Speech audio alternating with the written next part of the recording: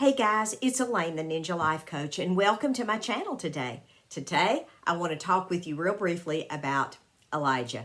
So sit back, grab yourselves a cup of coffee. I'll be right back.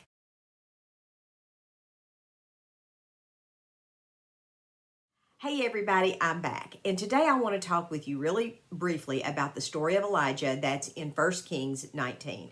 And it talks about Elijah and how he got scared and he ran away from Jezebel. And how he went up onto a mountain and God met him there and God asked him, "What are you doing here, Elijah?" Now, let's bring that forward to 2021 and let's ask ourselves that question. What are we doing here? What have we done that has brought us to this place in history in our lives? What steps have we taken that have brought us here and that lead us into the future? Now, this is a time when we do this type of self-examination and we ask questions like, what are you doing here? I know I have had to ask myself those questions, frequently. Especially when I get off track and I don't know where I'm at. I'm like, what are you doing here, Elaine? Sometimes God doesn't even need to ask me that question. Sometimes I ask myself that question. And that is an excellent question, because if you're questioning what you're doing here and you can't give a valid answer for that question, then that's time when you may need to think about changing courses. And there's nothing wrong with that. There's nothing wrong with changing the course of your life. There's nothing wrong with turning right when you turned left. There's nothing wrong with going back and making those adjustments. It's perfectly fine. So with Elijah's case, he got really, really depressed. And it can be depressing when you don't know where you're going, when you don't know what your own motives were that led you to the place that you're at. So as we do that self-examination going into the new year, ask yourself that question. What am I doing here? What steps did I take that led me here? What steps can I take to lead me where I need to go? And what steps can I take if I've made a wrong turn to get me out of this situation that I'm in? Sometimes the situations that we are in, we have created for ourselves by not listening to God or just, going off and doing something because we think it's the right thing to do. We've all been in that situation, folks. I was in that same situation not long ago. And I had to turn around and say, okay, Lord, I'm sorry I went the wrong way. It happens. And it's okay. You just have to turn around and go the way that God wants you to go. And just say, okay, I'm sorry. Now, I'm not going to look back, but I'm going to look forward and I'm going to say, okay, what can I do to keep that from happening again? And where am I going?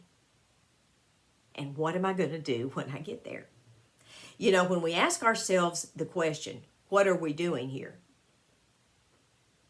That brings right to the forefront of our mind exactly what our circumstances are, exactly where we are.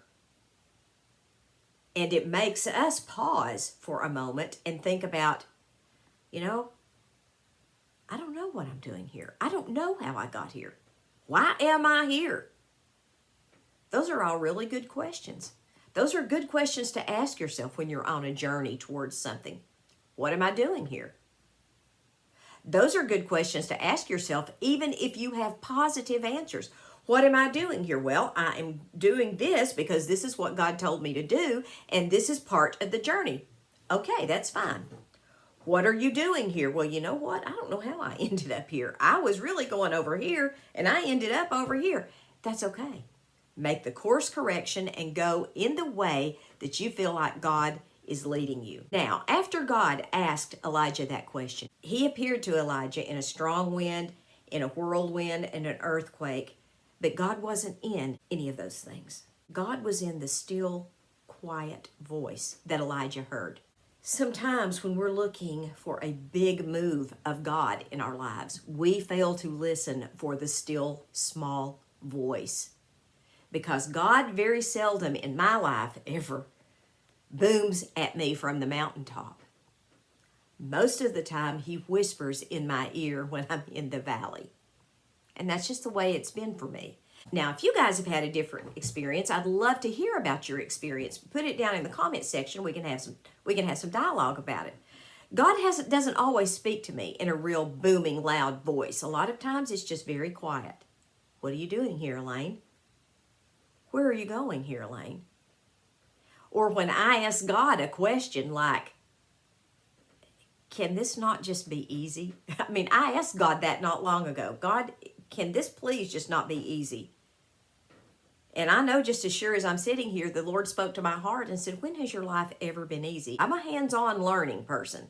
So God knows that about me. So I'm not saying that God puts us in every difficulty that comes in our life, because that's not true. He makes the crooked straight, the rough places plain, okay? Difficulties don't always come from God. In fact, a lot of times they come from the devil. So when you're on the path that God wants you to walk on, whether it's difficult or hard or whatever it is, that still small voice will lead you where you need to go in the end. And even in the difficulty, you will still know that this is where God has placed you. Listen, guys, I hope you all have a wonderful day. I've got a book on Amazon. It's called Lord, Am I Going Crazy? It's 30-day devotional guide for women over 40. If you'd like to take a look, I'll drop a link down in the description box. God bless you all. I love you all. Maranatha, folks. Bye-bye.